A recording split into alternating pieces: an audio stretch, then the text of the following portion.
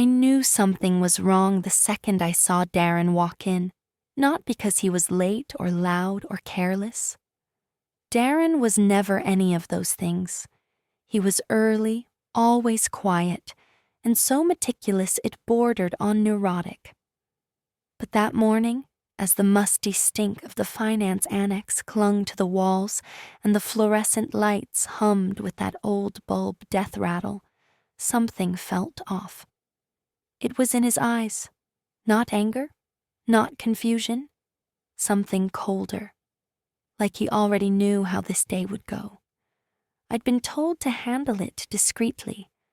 That was the word my boss used, discreetly. Instead, there I was, standing in front of the open break-room fridge like some smug little corporate banshee, folder in hand, voice just loud enough to be heard by the payroll girls, pretending not to listen. "Darren," I said, and he turned slowly, thermos in hand. "There's been a complaint about alcohol." I held up the sealed manila envelope like it was gospel. He didn't flinch, didn't ask what complaint, or from who, just stared at the folder. I kept going, because silence makes people nervous and I wanted control. "I'm going to have to ask you to leave the premises while we review this, effective immediately." Then I handed it to him. He took the folder gently, like it might bite. His fingers brushed the edge before flipping it open, and that's when the air died. Not a sound from anyone, not a breath. He looked down, blinked once, twice. Then slowly, almost politely, he tossed the folder back toward me. The pages fanned out in the air, spilling across the desk and floor. Not an empty bottle, not an incident report, not a damn thing about alcohol. Just records, spreadsheets, routing slips, wire transfers, all printed with our firm's watermark, tagged with internal audit notations. And on the bottom of every sheet, my initials, my full name, my signature, every last one of them. I froze. I didn't even pretend to read what was there. I knew. Oh God, I knew. That folder was never supposed to leave the archive. "Darren," I started, my throat suddenly full of sand. "Look, this isn't what it looks like."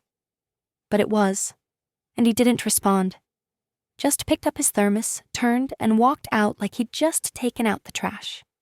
No anger, no smugness, just nothing. And I stood there, folder at my feet, heart clawing up my throat while the whole annex buzzed with unspoken tension.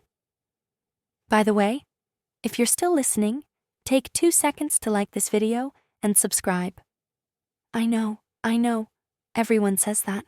But seriously, 97% of people watch and never hit that button, and every little click keeps the stories coming. So thanks for that. I barely remember what I did the rest of the day. HR didn't follow up. Legal didn't follow up. But I couldn't stop thinking about what had been in that folder. Some of those wires were 6 months old. Others? Recent. Too recent. And each one had a name tied to it. My boss. My boss's boss. People who smiled too much during stockholder calls. And Darren. Darren had them all. Every line. Every stamp. Every careless click that got buried under admin routing. I don't even know how he got them. He was the building guy. Facilities. Janitor, basically. He didn't even have badge clearance to the finance floor. Or so I thought. That night, I couldn't sleep. Every sound outside made me flinch. I kept replaying the moment he opened the folder. That look. Like a man laying down the final piece of a puzzle he'd been building for years. I told myself it was an accident, a fluke. Maybe someone handed him the wrong file. Maybe he didn't even know what he was holding until I pushed him. maybe he'd forget. But the truth was, I'd shoved a loaded gun into a man's hands and told him to pull the trigger. And Darren? He didn't miss. There's a locked room in this building no one ever talks about, not because it's secret, but because nobody cares enough to remember it exists. That's the trick. Hide everything out in the open, and the world will walk right past it every time. Room 4B, basement level, past the old generator and behind the wall they painted beige sometime in the 90s. The key was always in Darren's pocket. The only other one? Buried in a drawer somewhere in legal, unopened for at least a decade. He didn't go there often, not unless something flagged his radar, and Darren's radar wasn't built for drama. It was built for patterns, floor plans, plumbing routes, asset tags, routing codes, everything with a number and a time and a name. That was his world. But tonight, as the rest of us pretended to go home and forget the day, Darren walked into that room like it was church. Thermos in one hand, a printout in the other. The same folder I'd thrown at him, the one I hadn't even read before weaponizing it. He pulled the light cord. It buzzed to life, humming like a low-grade confession booth. Shelves lined with fireproof boxes, each labeled in his handwriting, Q3 payroll auths, vendor reconciliation, post-audit adjustments, 2021-2023. It looked like a hoarder's closet built by a monk. He sat down. Not heavily, not dramatically. Just sat. Opened the folder again. This time, he took his time. One sheet at a time, checking each signature against the scanned copies in the logbooks. Timestamps, approval initials, routing slips. That folder wasn't planted, wasn't doctored, wasn't anything but exactly what it appeared to be. A mistake. A stupid, silent, fatal mistake. I remember once during a fire drill, Darren told someone, "The problem ain't the fire. It's the doors people think are exits that aren't." I didn't understand what he meant then. I do now. He checked each sheet 3 times, matched everything. His fingers moved slow, steady, like he wasn't in a rush to find a smoking gun because the whole room was already burning.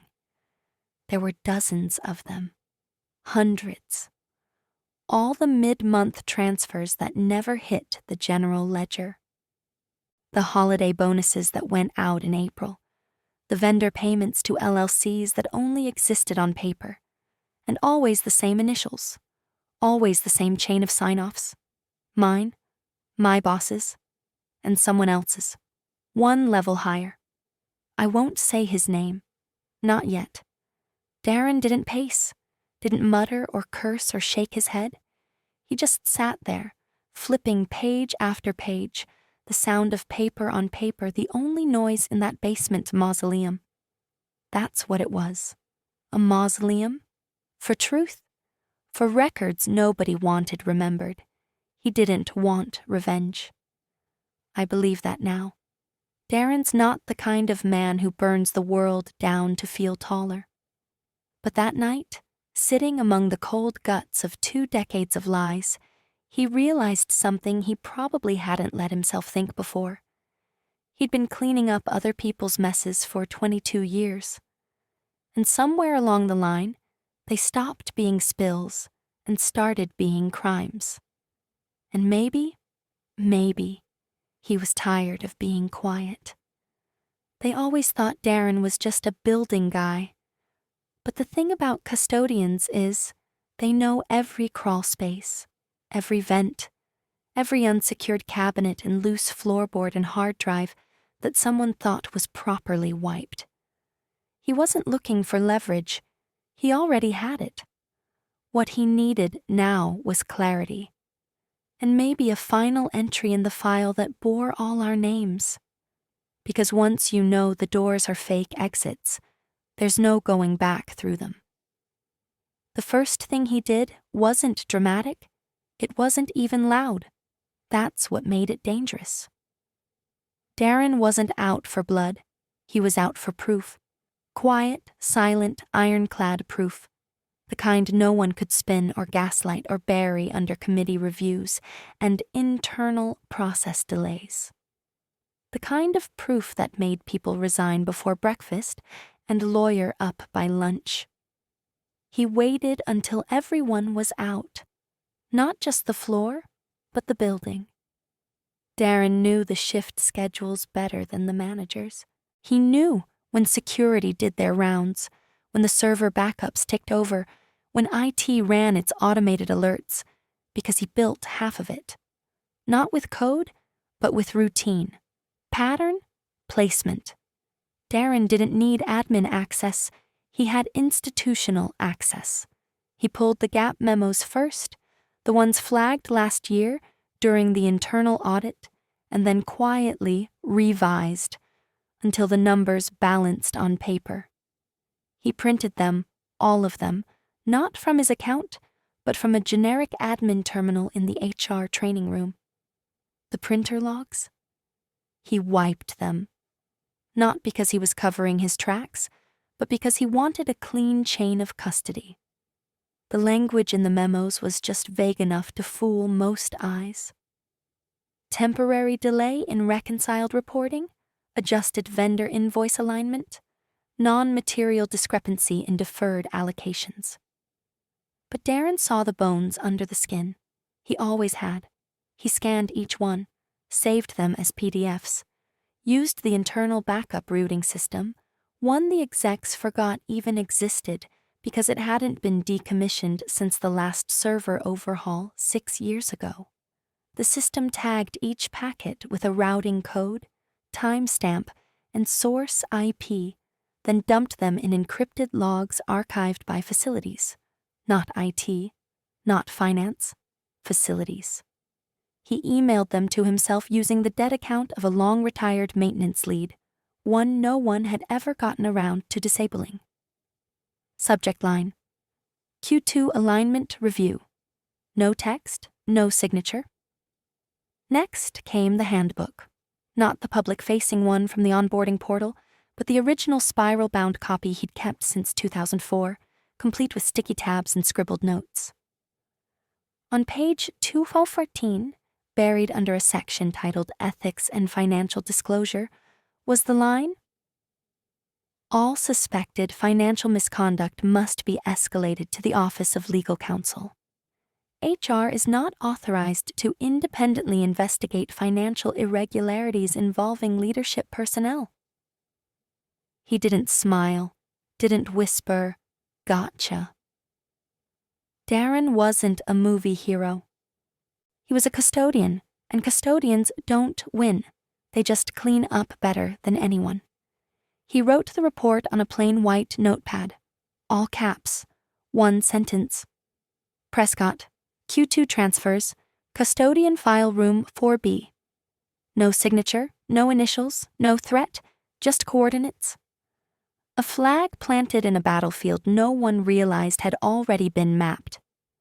He slid the note into a blank interoffice envelope, marked it ATTN, Legal, Internal Review, walked it up 2 floors, dropped it into the secure inbox mounted beside the fire door. That inbox hadn't been used in years, but it was still checked, weekly, quietly, and always by someone lower on the food chain, someone who wouldn't know what they were looking at until it was already too late. He didn't sleep that night. Not from nerves. Darren didn't run on nerves. He ran on clarity, on order. And finally, after months of watching numbers get shuffled like a rigged deck, things made sense. The folder hadn't been a threat. It was a key. A final, perfect accident that showed him just how wide the rot had spread. He didn't want headlines. He didn't want lawsuits. He didn't want to become some martyr for corporate ethics. All he wanted was for the record to exist. Somewhere. Anywhere. where it couldn't be shredded or rewritten. Because if they were going to burn the place down with their lies, the least he could do was make sure someone remembered who lit the match. Alana Prescott had never spiraled before. She was born with perfect posture and weaponized charm, someone who knew how to talk during silence and smile during disaster. But that morning, when she clicked open the incident report she'd filed against Darren, her hand started to shake. Not at the top. Not during the summary paragraph she had copy-pasted from a pre-formatted HR concern template. But at the bottom, where the source of the anonymous complaint was listed. It wasn't anonymous.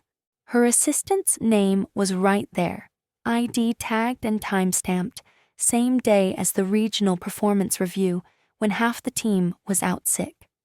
The assistant who'd once texted her in all caps at 11:49 p.m. "Do you want me to delete the email or archive it?" Alana remembered brushing it off. "Just archive it. It's nothing." It wasn't nothing. It was the original complaint. Darren had never been drunk. There had never been a complaint. Her assistant had fabricated the whole thing and done it under a login that tied straight back to her team. Which meant if Darren kept that folder, if he had anything else in his possession, she wasn't just looking at an HR dispute. She was looking at intent, conspiracy, retaliation, corporate misconduct, the kind of thing legal didn't bury, the kind they flagged. She picked up the phone, not the work line, the private one, the one her boss had told her only to use for code reds. "He knows," she said. That was it. That's all she could get out before the bile reached her throat and the call ended. Meanwhile, 2 floors below, Darren sealed a plain brown envelope. Inside, printouts of routing instructions, vendor wire confirmations, and a list of 7 signature mismatches. Not allegations, just evidence. Dry, mathematical, forensic precision. He walked the envelope down the hall with the same gait he used when replacing light bulbs. Unremarkable, familiar, invisible. At the end of the corridor, behind a red metal cabinet nobody ever used, was the locked box labeled legal, confidential intake. Most execs didn't know it existed. Most staff didn't care. But Darren knew it got checked every Thursday at 10 a.m. sharp by a paralegal, the kind who still printed everything and read line by line. He dropped the envelope in, no name, no return address, no flourish. Then he walked back up the stairs and disappeared like steam off a coffee mug. That night, Alana showed up at his apartment. She knocked once, then again. He didn't answer the first time, so she said it loud enough for the hallway camera to pick up. "Darren, we can make this go away. Whatever this is, we can fix it. Nobody needs to get hurt." Darren opened the door just enough to see her face, then closed it without a word. She stood there for 5 minutes, waiting for the sound of a lock, a voice, anything. But all she got was silence and the low hum of a window AC unit struggling against Ohio's worst fall heat wave. In that silence, I imagine she realized what I already knew. Darren didn't need to threaten us. He didn't need revenge. What he had was worse. He had documentation. And there's no unburning a paper trail. It started with a soft ping, just a calendar update. Audit prep meeting, mandatory. No explanation, no agenda, just a room number and a time. And that's how you knew it was real. When it's fake, they over-explain. When it's serious, they say nothing and let the silence do the sweating. By noon, legal had already sent out data freeze notices to half the finance team. Not requests, orders. File systems were locked mid-sync, shared drives went dark, and a few execs found themselves staring at laptops that suddenly refused to accept their passwords. Compliance didn't ask for meetings. They sent a one-line email requesting access to Archive Room 4B.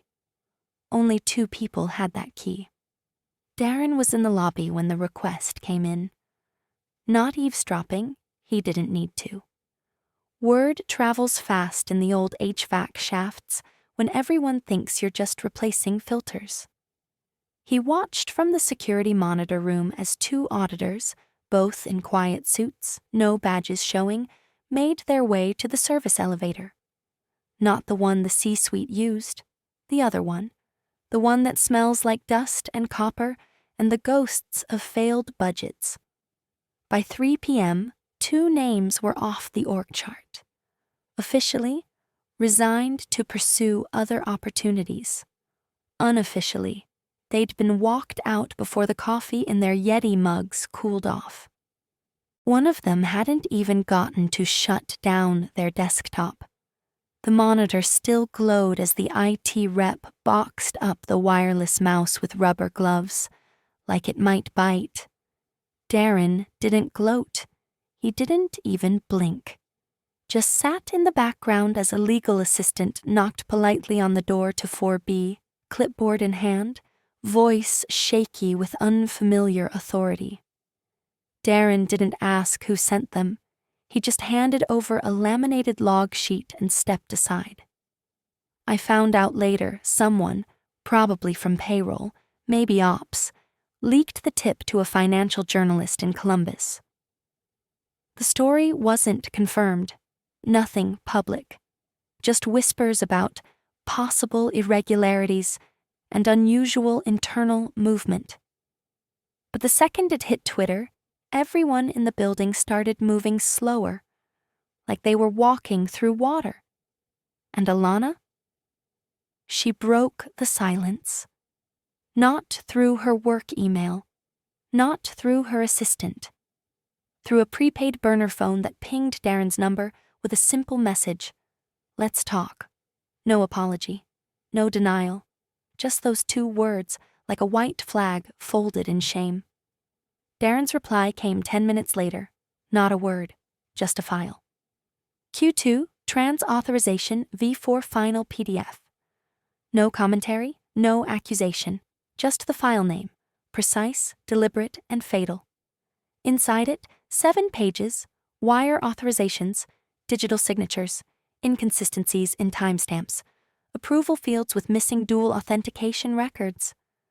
A few of the entries linked back to departments Alana technically didn't have authority over, but had signed off anyway. The metadata alone would have turned a second-year paralegal into a whistleblower. He didn't write, "I know what you did." He didn't say, "Your move." Darren didn't threaten. He documented. That was the difference. He knew the building better than anyone. And now, he knew the lies were built on sand. She wanted a negotiation, but he was already building the archive. Alana showed up 20 minutes early to the meeting. That alone said everything. She was never early. Never unscripted. She ran on precision and practiced charm, the kind that made interns blush and board members nod along to nonsense.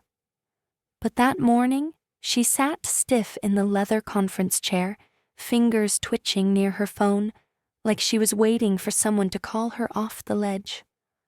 Her boss, Martin Baines, Senior VP of Finance, arrived right on time, smirking like he knew how this would go. "Let's get ahead of this PR circus," he said as he sat down, brushing invisible lint from his cufflink. "It's just noise, all of it. We'll review the narrative, align internal messaging, and—" "I've got backup notes," Alana interrupted. "Too fast, too loud?" She reached into her purse and pulled out the USB drive. Everything HR had logged, Darren's evaluations, disciplinary history, all of it. Except it wasn't that drive. Darren had handed it to her a week earlier, slipped it onto her desk in a moment of orchestrated confusion. "You dropped this by the copier," he'd said, voice flat, eyes unreadable. She didn't check it, didn't question it, just shoved it in her purse like it was trash from someone beneath her. Now it was plugged into her laptop, blinking green. She double-clicked the only file that appeared. A slideshow opened, no title screen, no formatting, just black background, white text, folder names, each slide, a different name, a different date, a different file path. Baines, bin override, auth q4.pdf.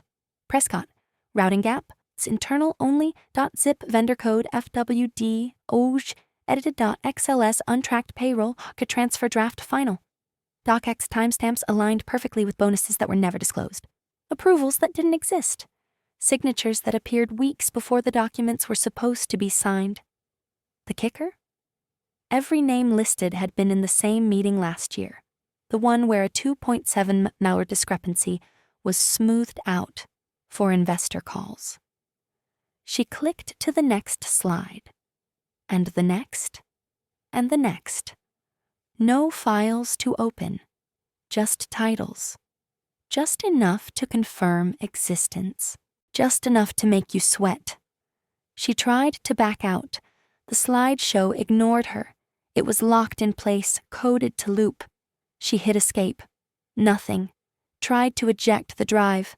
The system froze. Cursor spinning, laptop fan wheezing under the weight of her panic. Baines leaned forward, voice suddenly quiet. "What is this?" Alana slammed the lid shut. Too late. His phone was already in his hand. Not calling. Texting. She didn't ask who. She didn't have to. Her purse slipped from her lap to the floor, open wide, USB still hanging from her laptop by a thread. And in that moment, knees tight, jaw clenched, sweat blooming under a silk blouse worth more than Darren's monthly paycheck, Alana finally understood. She hadn't lost control. She'd never had it. It had always been Darren. The man in the gray maintenance shirt with the thermos and the keyring that opened every damn door in the building, including the one they'd all been too arrogant to see. The file room with their names on every page, and the records that never stopped watching. By the time the executive Slack channels lit up with whispers, it was already too late for Alana. They always think they'll hear the thunder before the storm, but in corporate, it doesn't work like that. You don't hear thunder. You hear silence. Then your badge stops working. That's what happened at 8:13 a.m. on a Wednesday. Alana swiped into the south elevator, same as always, triple shot cold brew in one hand, phone in the other. Nothing. Denied. Again. Denied. She tried the main entrance next. 2 security guards were already waiting, looking anywhere but at her. No confrontation.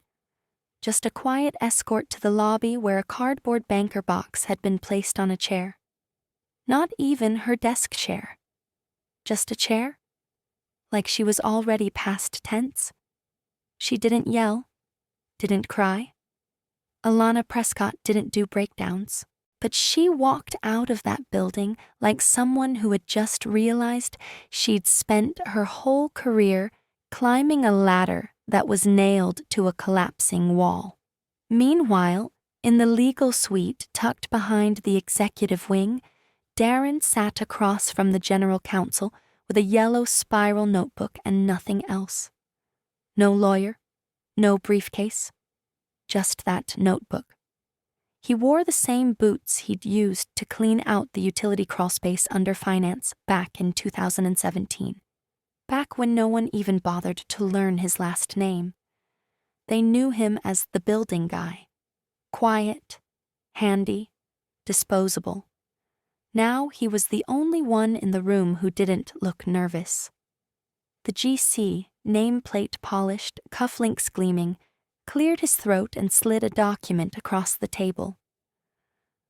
"We're not looking for drama, Darren," he said, like this was a casual check-in and not the corporate equivalent of nuclear disarmament talks. "We just need context, clarity. The board doesn't want to make decisions in the dark." Darren flipped the cover of his notebook open, didn't write, didn't touch the document, didn't even look at it. The lawyer hesitated, then added, "What we're offering is full cooperation. You'll retain your position, anonymity, legal immunity under our whistleblower protocol." It wasn't a plea deal. It was a survival pact. The company wasn't trying to help him. They were trying to not collapse under the weight of the receipts he'd been filing quietly for years. Darren's eyes never left the lawyer's face. When he finally spoke, it wasn't loud. It didn't need to be. "I was just keeping the records. That's all he said. Not you deserve this. Not I warned you. Not even thank you. Just the truth." And the truth sat heavier than any accusation. Outside, the building kept humming. The coffee machine burbled. An intern made a copy of a training guide no one would ever read. Someone argued about spreadsheet formatting in a meeting that should have been an email. But inside that legal office, the ground had shifted, because for the first time in company history, someone in steel-toe boots and a janitor badge held the future in a 1.79 spiral notebook. And everyone else was just trying not to be the next name in it. The press release went out at 6:01 a.m., just early enough to hit inboxes before the markets opened, but late enough to avoid the morning news cycle. The headline was sterile, corporate, devoid of confession. "Strategic realignment and leadership transitions announced following internal review." No names, no blame, just a list of departures dressed up in flowery HR speak. But inside the building, everyone knew. 5 executives in total, 3 with C-suite titles, 2 with expense accounts that could fund a small island, all stepped down within 72 hours of the board's emergency session. No farewell parties, no speeches, just cardboard boxes that never made it past security and laptop returns logged by a third-party IT contractor brought in to minimize leaks. The stock dipped, predictably. Analysts whispered about unusual volatility and investor uncertainty. But by end of week, it stabilized. That's the irony of corporate scandal. Once the rod is exposed and removed, the machine doesn't fall apart. It just adjusts, sheds skin, swallows blame, moves on. But Darren didn't. He was called into a second meeting, smaller room this time. No lawyers, no suits, just 2 HR reps with soft voices and laminated folders. They offered him a settlement, 6 figures, early retirement, full pension, and of course an NDA thick enough to choke a printer. He didn't raise his voice, didn't object, just let them finish, then reached into his satchel and placed a single document on the table. Section 14C, Whistleblower Protection and Advisory Continuation Clause. It had been in the handbook for decades, never invoked, meant more for show than substance. But Darren didn't care about precedent. He cared about paper. The clause allowed a protected employee, once validated, to remain in an advisory role indefinitely. Immune from retaliation, immune from dismissal, with access, with oversight, with memory. He didn't want their money. He wanted the lights on. They processed the paperwork that afternoon. And Alana? She came back one final time. Not through the front, her badge was still dead, but through the parking garage where the elevators skipped her old floor. Security met her halfway. She was calm, quiet, not defeated, defanged, like a CEO of a company that no longer existed. As they walked her out, she paused near reception, looked over her shoulder, and muttered just loud enough for someone to hear, "He was just the building guy?" That line made its way through the office like wildfire. No one dared repeat it aloud. Not because it was wrong, but because it was exactly the kind of thing you say before the walls start whispering your name. Darren never responded, didn't need to. He clocked in the next day like nothing had happened. Same boots, same thermos, same path through the hallways. Everyone suddenly gave a little more space. Because now they understood. He wasn't just anything. He was the one who saw everything and remembered. They replaced the old file room door with a reinforced one, card access, surveillance dome tucked into the ceiling tile, a plaque bolted into the wall that read, "Records Integrity Office." It wasn't a promotion. It was a reckoning, a quiet acknowledgement that someone should have been watching all along. And he had been. Darren didn't redecorate. No glossy furniture, no new nameplate. Just a metal desk with rounded corners, the same beat-up thermos that had outlived 3 CFOs, and a Rolodex thicker than most people's digital address books. He didn't use a second monitor, said it made people lazy. He still wore his work jacket, same faded logo on the back. Some folks thought he did it out of stubbornness, but I know better. That jacket was his title, his reminder that while others built empires out of noise, he built his legacy out of silence. Once a day, someone would knock, sometimes legal, sometimes audit. Occasionally, a director with a face full of panic and a voice pitched too high, asking if there were any logs or cross-checks or paper copies still on file. There always were.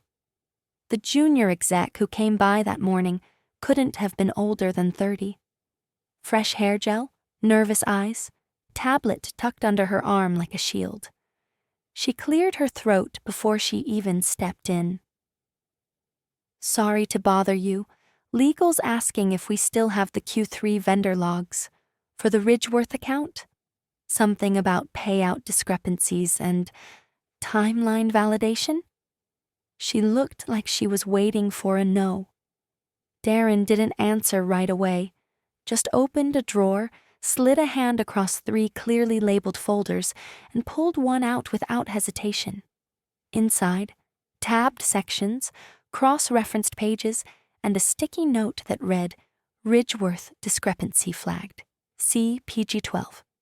He handed it to her without a word. She blinked. "It's all ready. Wow, thank you." He nodded once, and that was it. No lecture, no speech about accuracy or diligence, or why records matter more than noise. He didn't need to say it. The room said it for him. That folder would settle a dispute involving over $200,000 in vendor overpayment. It would trigger another internal review. But Darren wouldn't be in the meeting. He didn't care about the aftermath. He just made sure the trail existed. As she left, he leaned back slightly in his chair, glanced at the shelves. Each one was fuller than the last. Not with paper, with history. Because Darren hadn't just kept the records, he'd become them. "Funny," he muttered under his breath, voice gravelly with disuse and Marlboro ghosts. "For years, I held the doors open for them. Turns out, I should have been holding the receipts."